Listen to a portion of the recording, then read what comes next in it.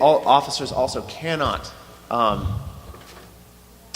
conduct searches, intrusive searches, on the basis of your race, ethnicity, religion, national origin, the language you speak. That is not lawful, even at the border.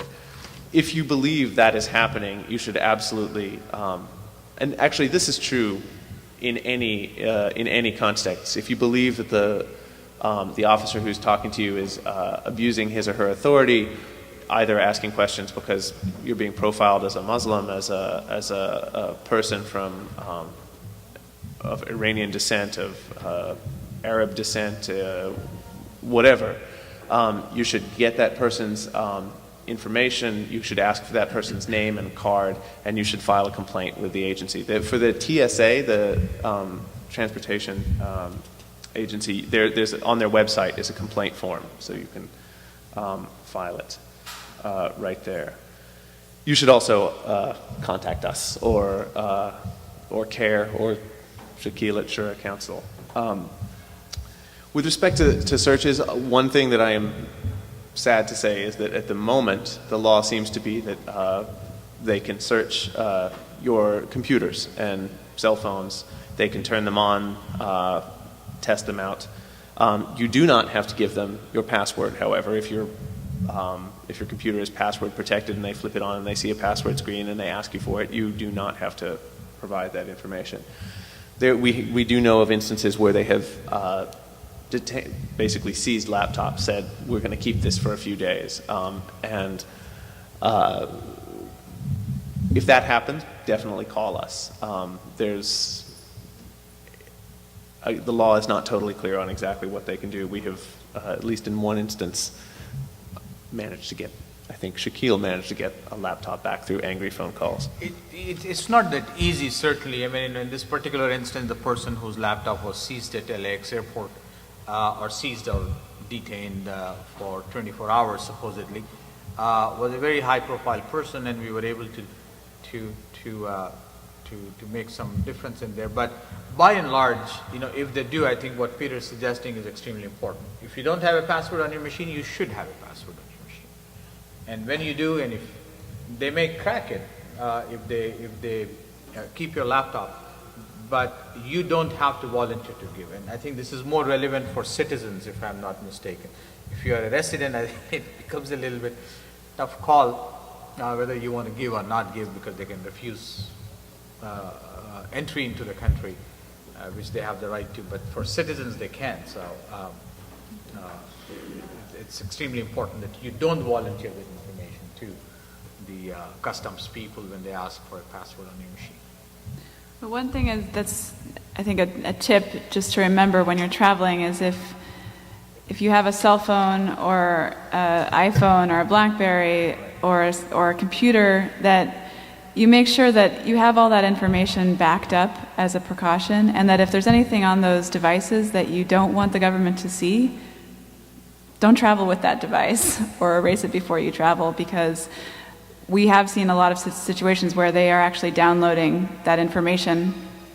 And there's a case of an imam in Michigan, actually, who had his whole laptop downloaded, and they erased everything on the laptop by mistake. They erased it, and he didn't have any backup copies of his file. So just a precautionary note that when you travel, you want to back up your information and be wary of what you're carrying with you.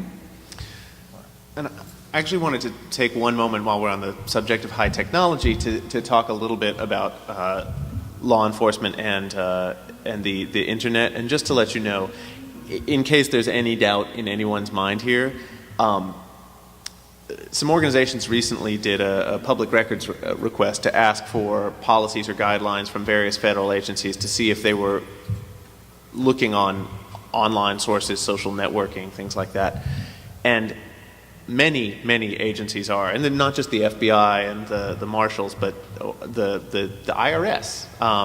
So the IRS has a detailed training document telling its auditors how to look on sites like MySpace and Facebook and photo sharing sites to see if people are engaged in income-generating activities other than what they're reporting. And if the IRS is doing it, you can bet that the FBI is too. So there's also actually a very frightening document from Microsoft basically telling law enforcement agencies all the information that Microsoft keeps on every one of its online services, whether it's Hotmail or I'm showing my age here, but if you play games online, there's a through the Xbox that Microsoft has? Yeah, I'm seeing a nod. They keep logs of what time you log on and things. And they provide to law enforcement a document that shows all the types of information that they keep and a guide to exactly what kinds of legal process they need to obtain that information. So when you write something online, when you post something online, that creates a permanent record, and you should just be aware of that. It's obviously not a reason not to engage in your life online. That's where a lot of social interaction occurs these days. But just be aware that remarks that you make there they last forever. And I'm very happy that I think everyone can think of a few remarks that they've made speaking that they are glad or not, that disappeared into the air and haven't endured forever in printed form, and it's sad that that's no longer the case. So, did you want to talk about charitable rights? Oh, yeah. Just one other note on your rights at the airport. I just wanted to mention, for those of you who cover your head for religious reasons, you do have rights particular to that when you're at the airport. And basically, the main thing to remember is that the government, nobody from the government can require you to remove your religious head covering for any reason in public. And there are actually procedures that the Transportation Security Administration is supposed to follow if they want to search underneath your hijab or your head covering. And so there's a couple steps, and I'll leave some information pamphlets that describe exactly what those rights are, what the procedures are. But basically, the first thing to remember is that if they want to search underneath your head covering, to be sure to assert that, and assert it as many times as is necessary to convey the point, that you cover your head for religious reasons and you cannot remove your covering for those reasons. And what they should do is they should say, okay, then they'll allow you to pat down your hijab or your head covering yourself to prove that there's nothing hiding under there. And then the next step, if they're still worried, is that they should they have some kind of process to swab your hands for chemical residues.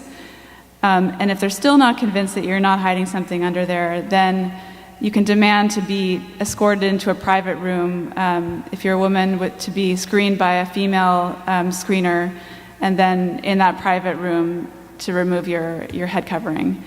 And there's definitely very clear procedures at the airport, but it's also important to remember that in any other sector of public life, that the government can never require you to remove your religious head covering for any reason, whether it's at the jail, at the courtroom, at hospital, at school, at work. You have a right to practice your religion, and part of that includes wearing your head covering.